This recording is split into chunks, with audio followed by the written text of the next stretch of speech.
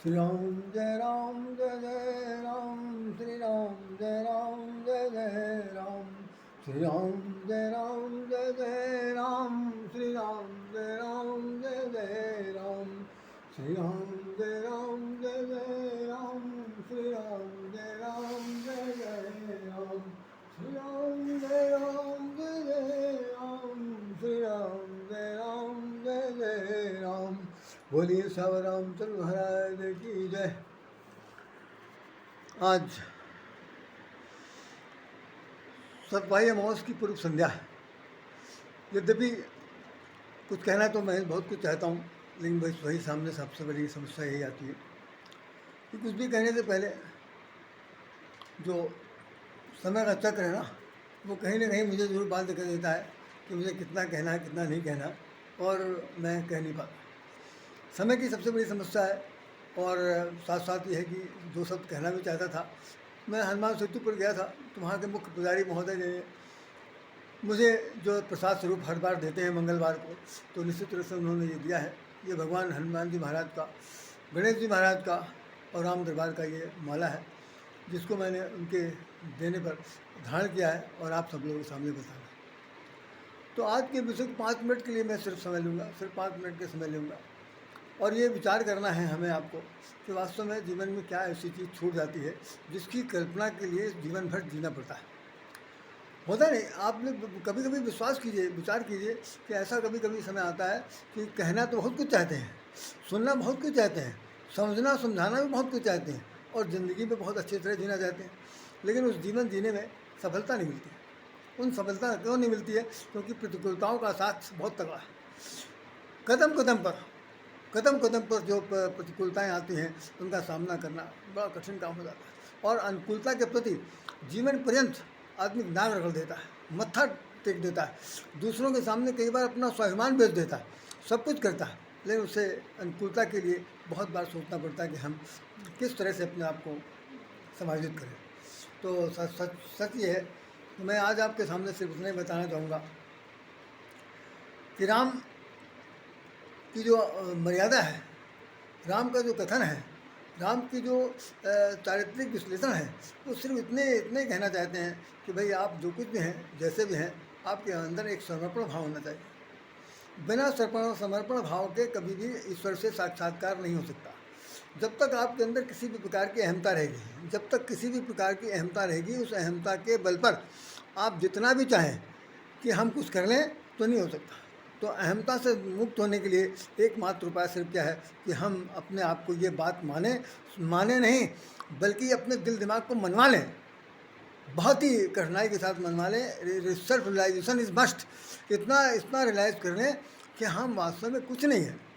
यदि कुछ होते तो हम भी भगवान बन जाते, लेकिन हम लोग तो कोई भगवान बन नहीं सकता। जिनको उपलब्धियां मिली हैं, जिनको वैभव मिला हुआ, जो धन पद और कद सत्ता से जुड़े हुए लोग हैं, वो गलत फहमी में हैं। उनको भी मालूम है कि जिस वक्त किसी की मृत्यु होती है, चाहे कितना उच्च स्तर पर शीर्षक पर पद बैठा हो, उसको आखिर में उसी कपड़े में लपेटा जाता है, शीशे के बंद बक्से में बंद किया जाता है, और ऊपर से लोग उस पर पुष्पांजलि करते हैं, पुष्प चक्र चढ़ाते हैं, क्या क्या नहीं करते हैं। तो हम सिर्फ आपको ये बताना चाहते हैं, भगवान ही कहते हैं, जब तक आपके मन में अकिंचन भाव नहीं आएगा, हम कुछ नहीं हैं तो कौन है? सब कुछ भगवान है।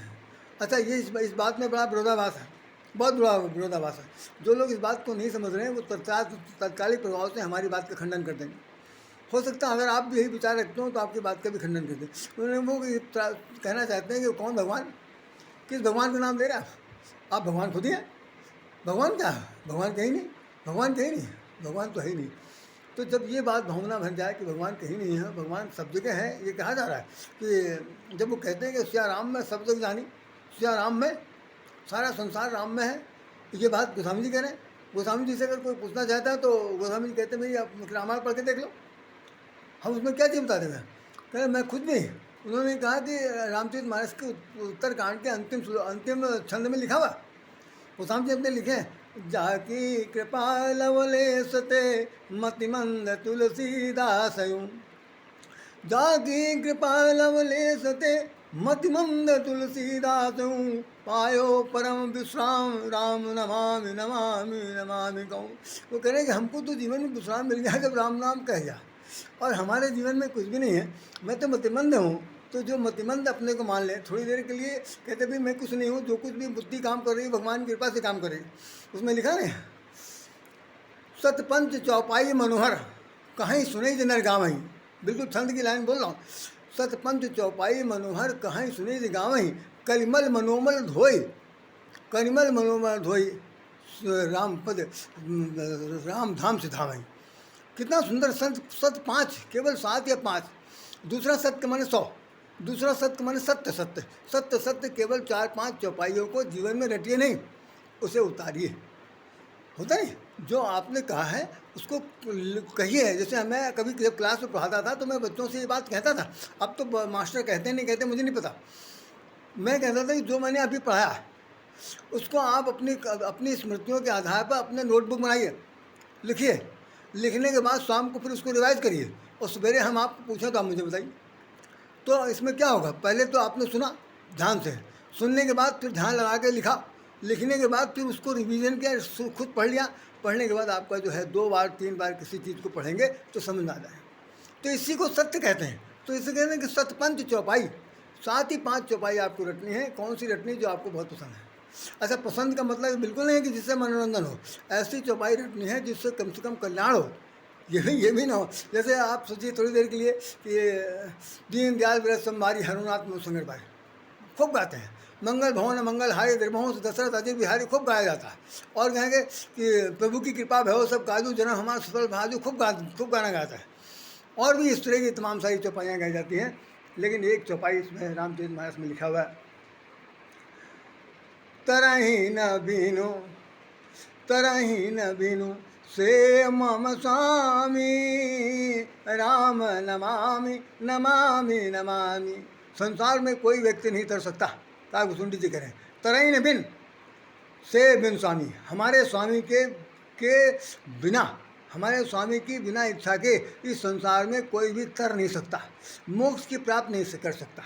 तो ऐसे महान परमात्मा को हम लोगों को क्या करना चाहिए कि उठते बैठते चलते फिरते प्रातः से रात तक तीन अवस्था हुई, प्रातः काल हुआ, दोपहर हुआ, रात्रि, 3 अवस्थाएँ हुई। युवा अवस्था हुआ, वृद्धावस्था आ रही, सब जैसे बालक अवस्था, युवा अवस्था और ये वृद्धावस्था, 3 अवस्थाएँ। तो उन्होंने इस बात को नमामि नमामि 3 बार कहा। तो तीनों अवस्थाओं में जीवन के 3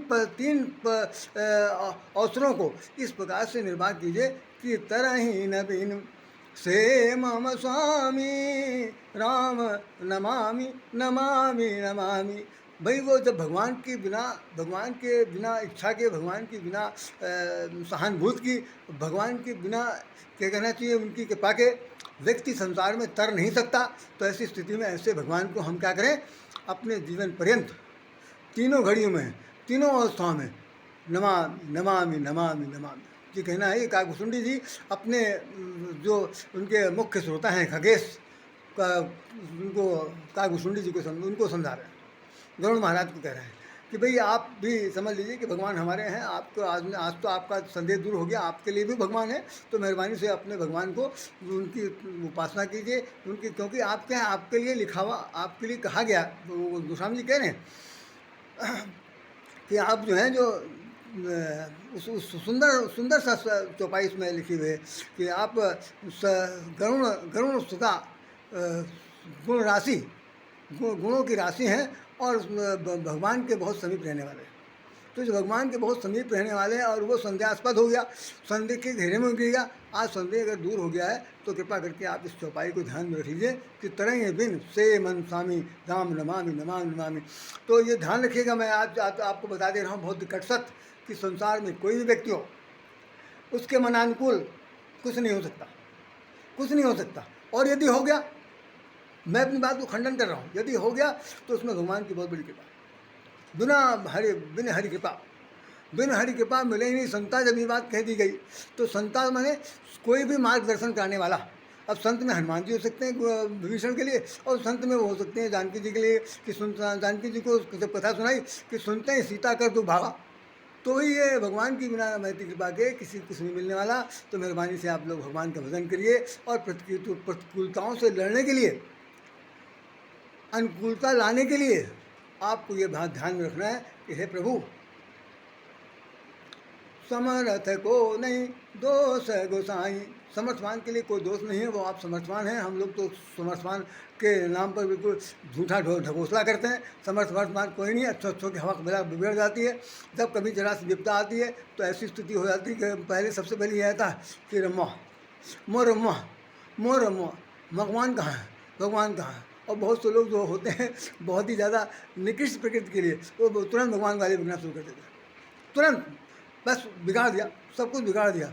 भगवान उस वक्त हंसते हैं, जिस वक्त बिगड़ रहा था, जब वक्त बिगड़ा तब कहाँ थे तुमको उसी समय सोच लेना चाहिए था कि बिगाड़ने वाला कौन है, बनाने वाला कौन है। यदि दोनों मैं हूँ तो कम से कम हमारे तुम्हारे बीच साक्षात्कार हो जाना चाहिए था। यही जीवन का सच है, इस सच को स्वीकारिए। इन्हीं शब्दों के साथ राधे श्याम राधे आपको जय सम्मान करता है। जय श्री राम।